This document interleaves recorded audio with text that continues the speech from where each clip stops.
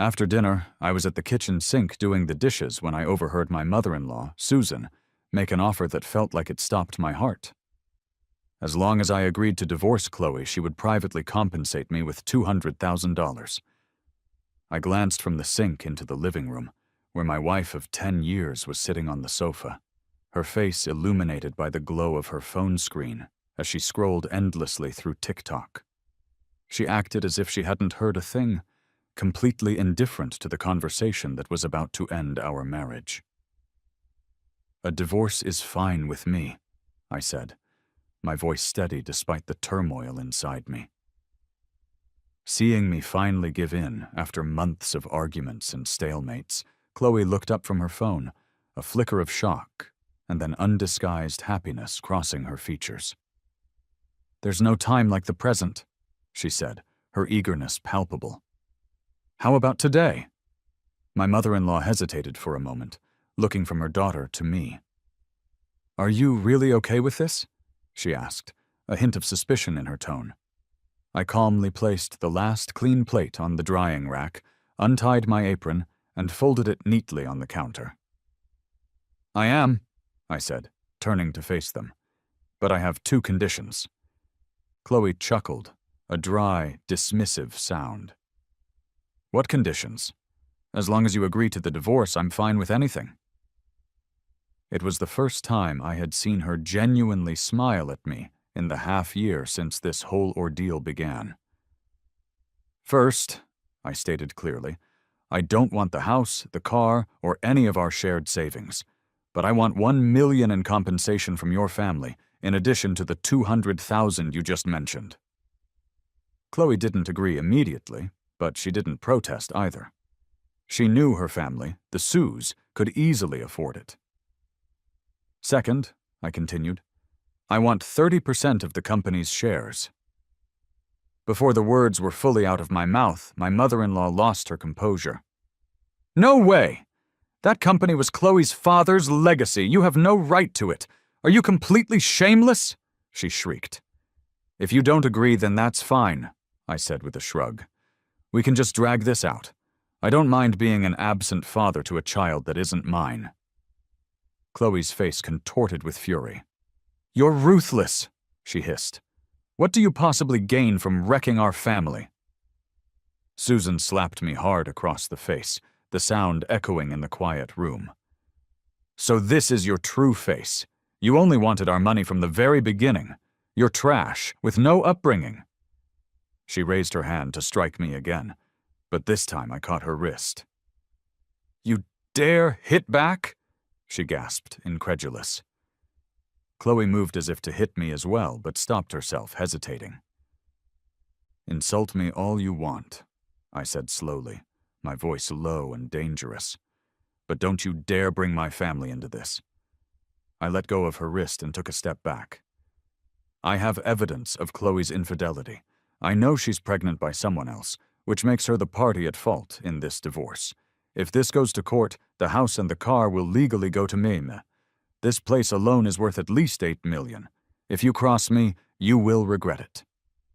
A heavy silence fell over the room. After a long pause, Chloe finally spoke, her voice strained. "Fine. I'll add another $200,000 for a total of $1.4 million. But I can't give you the shares. I'm begging you." She stood protectively between her mother and me, her expression desperate. I feigned consideration, letting the silence stretch for a couple of minutes before giving a slow nod. "Fine. Let's go to the civil affairs office right now." I added one final condition. "Sign the agreement first. I'll go with you after the money's in my account."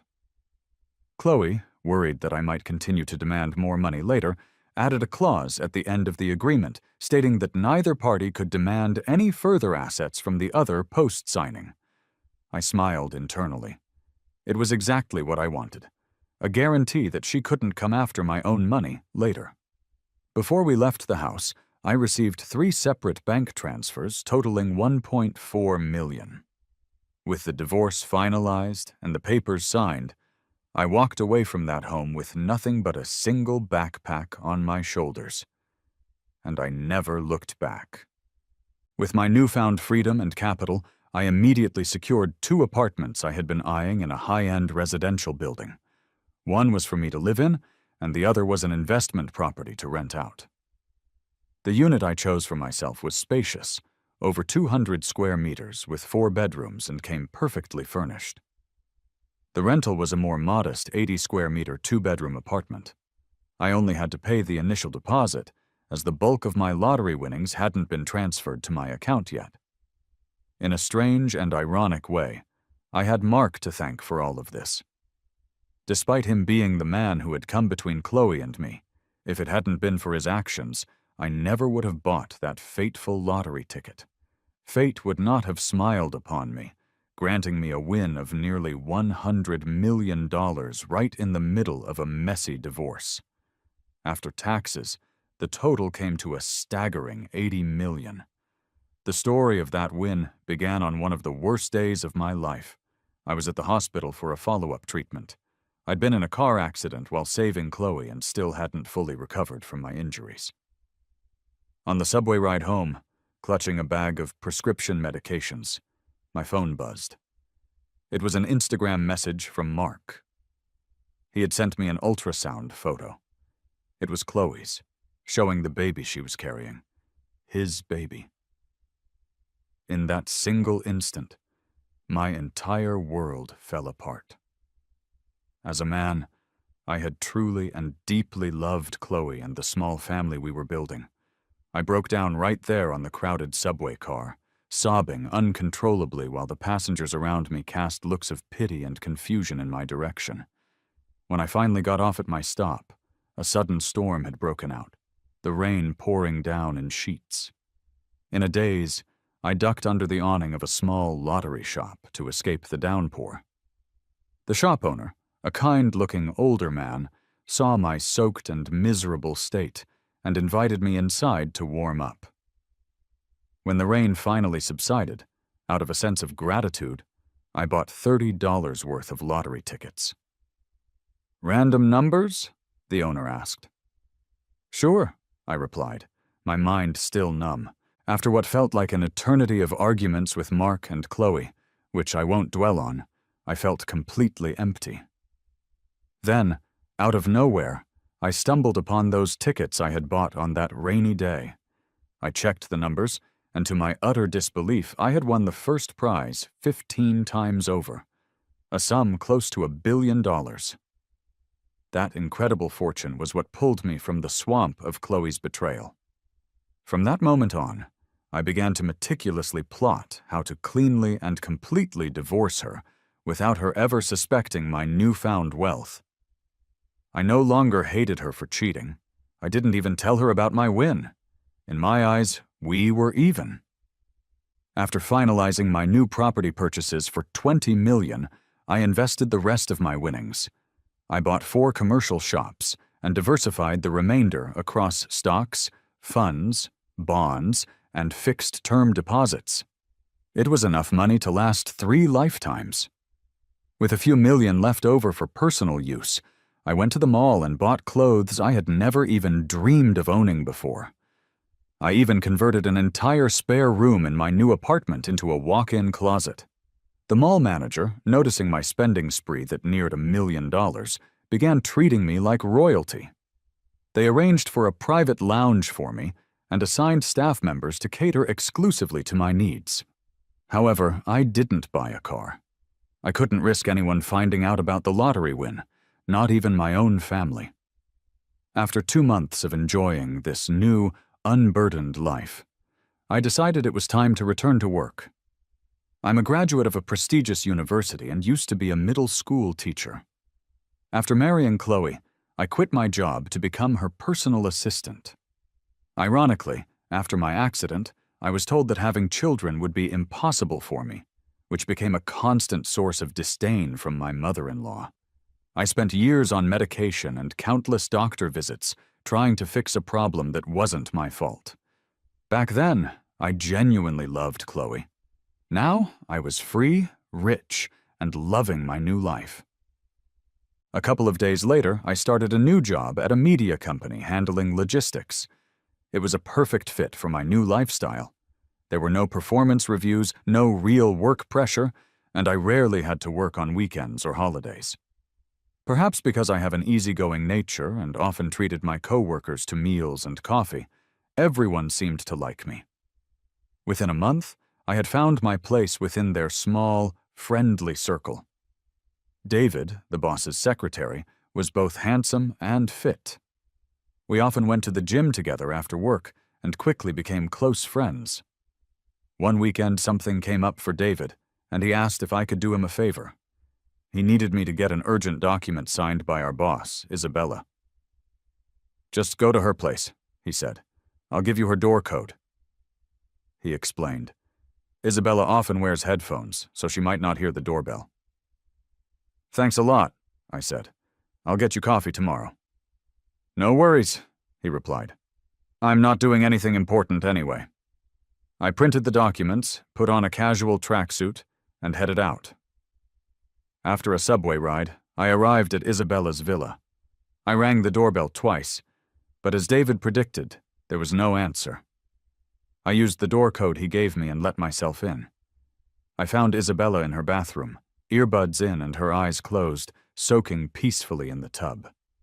I quickly backed out of the room and called her name from the doorway. "Come in," she said, her voice calm. I was too nervous to move. "Come in," she insisted again. Swallowing my nerves, I stepped inside. The bathroom was filled with the scent of fragrant bath products. There she was, her shoulders as bare and white as snow. "David sent me to get your signature," I stammered, handing her the papers while carefully keeping my eyes averted from her. After she signed the document, I took it and turned to leave. Suddenly, she asked, "Are you busy this afternoon?" "I need to get these files back to the company," I replied. "The project team is waiting for them." "You should tell the project team to come get the files from the resort," she said, her tone leaving no room for argument. "You're coming to a dinner party with me." I was stunned. "It's probably not appropriate," I said, glancing down at my casual outfit. "You're definitely not dressed for the occasion," Isabella agreed. "But you can consider it overtime." "All right," I conceded. I had never been to such an upscale event before, and the idea intrigued me. At the resort, a hostess came to greet us. Isabella must have noticed my nerves because she calmly said, "It's just a regular dinner party. Relax." "Okay," I replied, blushing slightly at her kindness. The hostess was visibly taken aback by my tracksuit, but maintained her professional composure. She led me to a men's lounge while Isabella was shown elsewhere. Inside the lounge, soft, tranquil music was playing. I was about to sit down and check my phone when someone approached me. "What are you doing here?" a voice demanded. I looked up to see Mark, dressed sharply in a tailored suit, staring down at me with contempt. He was Chloe's new husband now. I hadn't seen Mark, Chloe, or any of the Sues since my divorce. I didn't hold any grudges, but I was prepared to defend myself if they tried to mess with me. "I'm here because I want to be," I replied coolly. "Are you here to work as a waiter?" Mark sneered, pulling a thick wad of cash from his wallet. "Take this as a tip and leave. I don't want Chloe and me to see you here again." I chuckled. "Mark, I'm actually here working some overtime. If you two don't want to see me, you're free to leave." "You," Mark fumed, his face turning red. "Just wait, you'll see." "I'm waiting," I shot back. A few minutes later, Chloe burst into the lounge, looking frustrated. She hissed at me, "You better not let anyone find out about us." Mark interjected, "Leo's just here earning money now. He's not here to cause trouble." "Pathetic," I laughed. The combination of the serene background music and their over-the-top drama felt like something out of a cheap soap opera. Mark glared at me. "Watch your mouth." Just as I was about to lose my temper and punch him, someone took my arm. It was Isabella. "Friends of yours?" she asked, her voice calm yet commanding. I stammered, unsure how to respond. "I'm Isabella," she introduced herself, extending a hand to Chloe. Surprised, Chloe quickly shook it. "Nice to meet you. I'm Chloe," she said, clearly recognizing Isabella's elite status, but having never managed to make a connection with her before. Isabella turned to me. "Leo forgot his suit. I'm taking him to change into a proper one. You two can carry on." She called me Leo so casually that I felt myself blushing again. Isabella led me away without giving them another glance. To my surprise, she really did have a suit brought in for me, and soon a stylist was making me over. I looked like a completely different person. "Let's go," she said, linking her arm with mine. When we stepped through the grand doors of the dinner party hall, a dazzling array of lights and mingling people met our eyes. All heads turned to us. Among them, I saw confusion and anger in the eyes of Chloe and Mark. By the time we left the resort, it was well past midnight. Isabella, tipsy from the evening's drinks, seemed a bit unsteady on her feet. I arranged for a driver to take her home, staying by her side to make sure she got back safely. Once we were at her house, I changed back into my tracksuit, ready to leave. "Can you make me some noodles?" Isabella asked. "I didn't get enough to eat at the party." The request wasn't difficult, so I agreed to stay. I had been the primary cook for Chloe for years, so making simple meals was second nature to me. "Is she your ex-wife?" Isabella inquired as I started preparing the ingredients. "How do you know?" I asked, surprised. "It says in your employee file that you're divorced." Talking to such a beautiful, gentle woman who was clearly showing an interest in me made my heart flutter.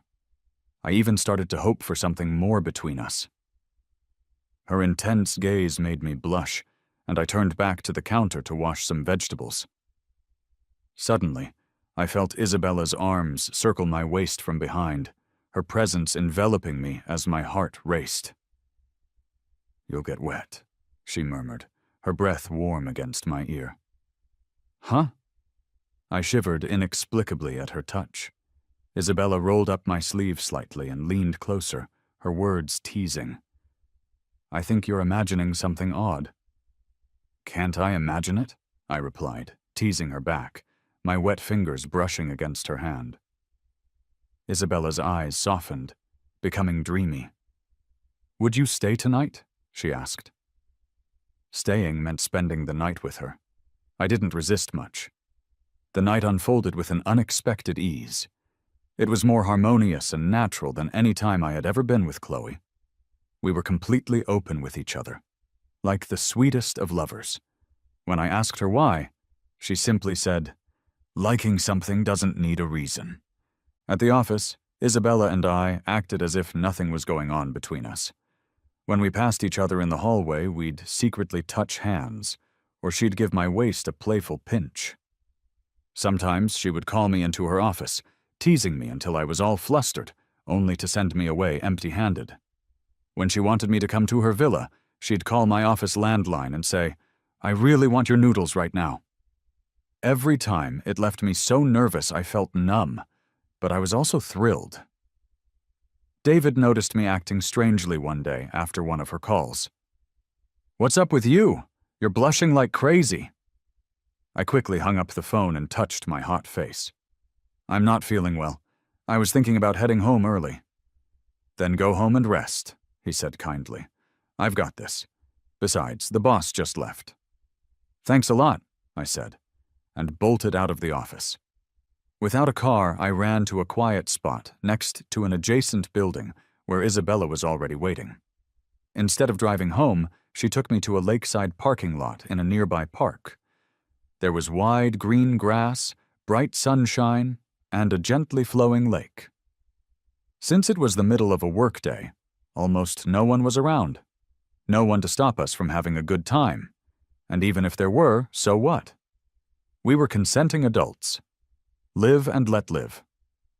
After playing around in the car for a couple of hours, I started to feel hungry. Isabella wanted to take me to a Michelin-starred restaurant, but honestly, I was just craving some simple noodles. So we went to our usual roadside spot for a big bowl of beef noodle soup. Isabella was a bit unhappy, thinking the place was dirty, but she didn't say anything for my sake. She didn't eat a bite. So after I had happily slurped up my noodles, I had to take her home instead. All right, don't be mad," I said, trying to cheer her up. "I'll make you some noodles at home." Isabella raised her eyebrows and said suggestively, "Are you sure?" I rolled my eyes at her. "What's wrong with making noodles? How about tomato and egg noodles?" "Not talking to you," Isabella said, crossing her arms and shooting a fake glare in my way. Her flowing dress made her look like something out of a fairy tale. Even when she was upset, she still stole my heart. Out of nowhere, we ran into Chloe downstairs from Isabella's building. What a mood killer, I thought. Chloe stormed up to me. "It was you, wasn't it?" she started. But when she saw Isabella behind me, she looked like she'd swallowed a fly. She instantly toned down her aggression and stuck out her hand sheepishly. "Isabella, hi?" Isabella didn't bother shaking her hand. She just raised her eyebrows. "Who are you? Do we know each other?" Chloe drew her hand back awkwardly. "I'm the project lead for the TV drama Prince." It turned out that Chloe and Isabella's media group were developing a project together. Somehow, Isabella had maneuvered things so that the investors chose not to work with Chloe, even though it was already time to sign the contracts. Isabella knew all of this, but didn't show any sign. "I don't know much about that TV project," she said dismissively. "But did you need Leo for something?" Isabella asked, playing dumb. Before Chloe could come up with a reply, Isabella added, "The two of you are divorced. You're strangers now. I hope that whether you have something to say or not, you won't bother my boyfriend again, or else you should prepare for the consequences." I was taken off guard. She had called me her boyfriend. I thought we were just having fun. "You handle your own stuff, okay?" Isabella said to me again. Chloe was biting mad, but didn't dare say a thing. She left with her tail between her legs. I happily led Isabella upstairs. While we were in the elevator, my phone buzzed with a barrage of Instagram messages from Chloe. "The apartment, she bought it, right? You two are so together already. Were you cheating before? Bastard! You cost me so much." I stayed calm, not bothered by her accusations. I found it funny and quickly replied, "You're the one who cheated. You got pregnant with someone else's child before we were even divorced. Do you want me to show your mom or your future kid the video of you two together?" I went hard, since she was the one playing dirty. "Mark was right. You are the most vicious man," she texted back. "Yep, I'm pretty vicious now. Don't test me," I shot back. The elevator doors opened, and Isabella blocked my way, looking at me deeply. "With me, and you're still texting other girls?" she asked, seeming a bit jealous, which made me even happier. I took her home, saying, "Not anymore. I'm blocking her. Also, thanks for dealing with her, but it's unnecessary in the future." "All right, whatever you say," Isabella agreed, raising her eyebrows with a smile. At work, nobody knew that Isabella and I were a thing. Watching the other guys in the office swoon over her gave me a secret thrill. This mesmerizing woman was mine. Soon, Isabella was scheduled to head to Paris for a film festival. When the news came out, everyone wanted to join the trip, but Isabella insisted that she needed a French-speaking assistant and picked me, which shocked everyone. While he was helping me with my travel arrangements, David eyed me suspiciously. "Do you like Isabella?" he asked. "Why can't she like me?" I countered. David was doubtful. "Isabella seems like a distant ice queen. She probably doesn't even like guys." I laughed out loud at that. If she's distant, I must be the king of icy hearts.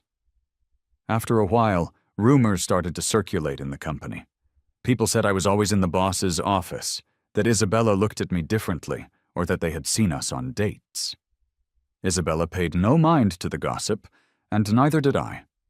I had already survived one divorce. I had seen it all. Plus, with millions in the bank and substantial assets, nothing. Not women, not jobs, not the bitter looks from others, could faze me. I was all about living in the moment. After a long flight, we finally made it to France. It was my second time in Paris. During my junior year of college, I had used half a year's worth of savings from my part-time job to go on a budget trip to France. Ironically, back then, I had grand ambitions, thinking I would achieve something big someday. But right after graduation, I got married and never really got a chance to spread my wings. I hadn't even traveled abroad since then. Isabella showed me around France as if she were a local. We had coffee while watching the sunset below the Eiffel Tower, and at the Louvre, she explained the history behind the art I didn't understand. We hugged at Notre Dame and watched plays on the Champs-Élysées. We attended glamorous parties together, wore fancy clothes, and danced on rooftops, kissing under spectacular fireworks. It was beautiful and freeing. After finishing up with our work responsibilities, we decided to spend a couple of weeks in a small mountain town north of Paris. The town was scenic, surrounded by mountains, with the sun shining all day long. The locals were relaxed and happy. We stayed in a little cabin nestled in the woods, sleeping in late and sometimes waking up early to watch the sunrise from the mountaintop. Isabella was unexpectedly warm and caring, like a real girlfriend would be, even telling curious French locals that I was her husband. We were basically inseparable, living in our own little world. She would cuddle up with me on the sunny wooden floors, chatting quietly, or softly kiss my forehead in the warm glow of a romantic sunset. The kitchen, the living room, the study, and the garden were all filled with our happy memories. She was never tired in front of me, always so full of life. The most memorable time was on my birthday. Isabella drove us to the mountaintop for a camping celebration. As the sun set, we saw an elderly French couple dancing the tango in the rosy twilight. There was no music, no audience, but I was completely captivated. Linda told them it was my birthday, and they not only wished me well, but also gifted us a bottle of their wine. Since Isabella was supposed to drive, we hadn't brought any alcohol, but to enjoy the wine, we decided to stay overnight on the mountain. It was a crazy idea, knowing that there were wild animals in the area. The wind whistled through the forest, but the weather was perfect, neither too warm nor too cool, and the moon was bright. We kissed sweetly in the moonlight, relishing the joy of our forbidden freedom. Since we had originally planned to go back that night, we didn't have any condoms. Isabella wanted to backtrack, admitting it was a mistake. She had that irresistible smile, her cheeks flushed and her forehead a bit sweaty. "No worries," I told her. I turned around, hugged her against the car, and confessed, "I might be infertile." It was the first time I had ever admitted this so openly. Isabella kissed my forehead, smiling, and said, "Maybe I am too." Peace returned between us. Lying in the tent later, I asked, "How come you chose me with all the guys chasing you?" Isabella, lazily hugging me, muttered, "Because you're worth it. Worth it." The words brought tears to my eyes. I was worth it. I repeated it over and over in my mind. Being with Chloe felt like it belonged to another lifetime. Those times felt so dark and ignorant to think that all my efforts were born out of love, when in reality, it was more like foolishness. I was foolish enough to always be trying to meet others' expectations of me. Returning home, it was already winter. My stocks had soared, and the funds were doing well too, yielding a $500,000 bonus. I donated the entire amount to the small-town high school I had attended. My old homeroom teacher was thrilled to see me, his eyes brimming with tears, as he told me how proud he was of my success. Doing charity filled me with a deep sense of satisfaction. With my teacher's help, I decided to sponsor 50 underprivileged children and set up an education fund in my name. At that moment, I had no idea about the storm brewing in Chloe's household. After marrying Mark, who now controlled the company's finances, he got involved in some shady business. Someone had tempted him to secretly use company funds to buy stocks, hoping to make some quick cash on the side. He ended up losing nearly $1 million. The fallout brought one of the company's major projects to a complete halt. Chloe, now 8 months pregnant, was furious but had to hold her anger in for the sake of the baby. She stripped Mark of all his company duties. Jobless, Mark stayed home all day, clashing constantly with his mother-in-law, Susan, and causing chaos in their home. One day, because of a trivial argument with Susan, Chloe got so stressed that she had painful contractions and was at risk of going into early labor, requiring hospitalization. Susan took advantage of the situation, whispering to her daughter, "Mark is too deceitful. Leo is better. After the baby comes, when Leo comes back, let him be the dad. It's always best with the first husband." Chloe actually considered it, thinking it was a feasible plan. A true mama's girl to the end. Isabella headed abroad for her father's medical treatment and was absent from the company for over 10 days. With the significant time difference, I could only get a word with her occasionally, sometimes losing touch completely for a day or two. Then, Linda told me she was pregnant. I was shocked, yet absolutely thrilled. 8 years of ineffective medications and treatments, and then one unprotected time in Paris, and she was pregnant. I cried tears of joy, but that joy was quickly followed by worry. I wasn't sure if Isabella wanted the baby or what plans she had for our future. Her wealthy family might intervene, wanting her to abort the child. Whatever the case, I wanted to respect her choice. I decided to wait until she was back to talk it over with her in person. With Isabella gone, I was the person most familiar with the project we had discussed in France. Plus, I knew French, so I started joining the company's project meetings. I wrote reports and made presentations. The project manager noticed my contributions and asked if I was interested in officially joining their team. Of course, I said yes. By the time Isabella returned, over 2 months later, I had been promoted to the assistant director of the project department. Then, out of the blue, Mark caused a scene at the office. He burst in, accusing me loudly. "Have you no shame? Chloe is my wife. Stop contacting her." He played the victim, and the onlookers and my colleagues immediately assumed I was the homewrecker. They kept their distance, whispering among themselves. "You've got it wrong," I tried to explain calmly. "We're just sorting out our joint credit card and dealing with moving my household registration." Before I could finish, Mark went berserk, grabbing his hair and shouting, "She's divorcing me now! You ruined my marriage! You'll get what's coming to you!" Suddenly, Mark lunged at me and punched me in the face.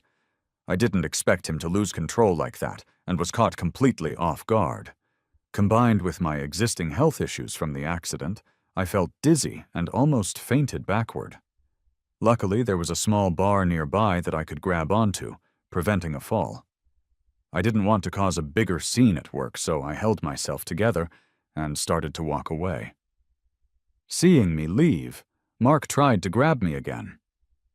Just then, Isabella hurried over. She saw the bruise on my face and became furious. I later found out that David had run to her office in a panic to get her to help. As Isabella was about to confront Mark, I stopped her. "She's pregnant," I said softly. "Her health comes first. I'm fine. There's no point in getting mad at someone like him." "David, go get security," Isabella commanded, her voice dangerously low. She was on the brink of rage. She turned to Mark. "You better hope Leo is okay, or you will pay dearly." Her voice was quiet, but each word cut through to Mark like a knife. I don't know how Mark left, but I clearly heard Isabella say, for all to hear, "Leo is my man." Isabella applied ointment to my swollen cheek in her office. She wasn't happy. You should try to cheer up, I said quietly, trying to reassure her. It's good for the baby. Is it just the baby that you care about? She asked, frowning in that way she did when she was upset. After a long pause, I finally said what was on my mind. I don't know if you or your family would even want this child. I worry that you or your family might want you to have an abortion. But whatever you choose, I'll support you. I may not know what I want, but I know what I don't want. I don't want you to be unhappy. Isabella was stunned for a moment. Then she chuckled. Your family? Where did you pick that up from? It's what they always say on TV, I replied sheepishly. Isabella was silent for a moment, then said seriously, Should we break up then? My family certainly wouldn't allow for a child out of wedlock. If that's what it takes, I agree, I said, pausing to swallow the lump that had formed in my throat, but keeping my voice calm. Isabella seemed a bit disappointed. She squeezed my hand and got up to leave. I thought she was gone. I thought it was over. My chest hurt, and my throat felt clogged with unspoken words. I knew then, without a doubt, that I loved her. The door suddenly opened again. Isabella came back in carrying fruit and some food. She saw my pained expression and was alarmed. What's wrong? I quickly held on to her, burying my face in her arms. I thought you left. I thought you didn't want me anymore. Isabella patted my back gently. Silly, you can choose me, and I can choose the baby too. The joy of becoming a father is incomparable. To prepare for the new life we were bringing into the world, I decided to take unpaid leave from work to stay home. Since the company is Isabella's, I can go back whenever I want. David and my other colleagues were all congratulating and envying me. I got in touch with the best obstetrician in town and paid a hefty fee to have her on standby for us. Isabella still doesn't know that I won the lottery. Worried that I'd be short on money, she gave me a no-limit credit card to use for pocket money. I didn't refuse it, since everything I have is hers anyway. I started buying all sorts of baby stuff, setting up the nursery, and carefully choosing a postpartum care center and a live-in nanny. Isabella borrowed some help from her mother, as she was uneasy about having outsiders in the house. 2 old family maids, one of whom had been with Isabella since she was young, expertly handled everything, keeping the house in perfect order and putting my mind at ease. Every day felt full of anticipation and warmth as we awaited our little one's arrival. I accompanied Isabella to every single prenatal checkup. These frequent trips to the hospital meant occasionally running into familiar faces, like Mark and Chloe. I saw them one day. Chloe looked exhausted as she waited for some documents, while Mark was slouched on a nearby couch playing games on his phone. Inwardly, I laughed at the sight of the woman in front of me, worn out, ruthless, and once my wife of 10 years. How could I have ever loved someone like that? I couldn't figure it out. When Chloe saw that Isabella was pregnant, she was visibly shocked. Mark, seeing her staring, slapped her across the face. Slut! What, hoping to rekindle old flames? Too bad he's got a new woman now. Chloe had never been hit before, and in her anger, she slapped Mark back twice, hard. Mark howled, Don't think being pregnant stops me from hitting you. The two of them got into a loud screaming match, attracting the attention of other people in the waiting room, who pulled out their phones to record the drama. Isabella pulled me away. Ugh, too noisy.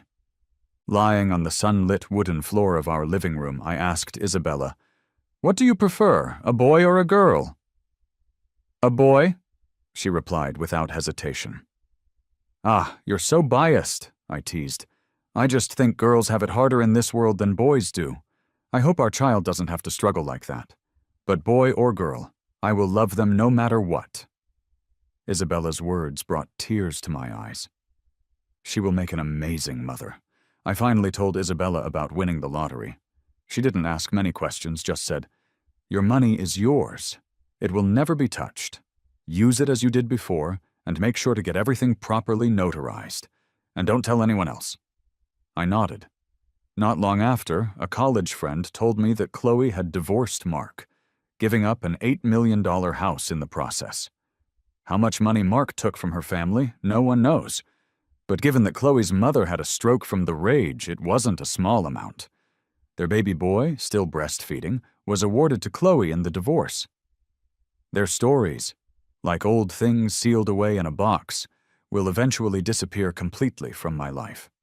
By midsummer, I moved into the maternity ward with Isabella, waiting for our new life to arrive. Isabella's family probably already knew about me. Her siblings had their secretaries send over some nutritional supplements, but Isabella's parents never showed up. Maybe Isabella and I can never get married.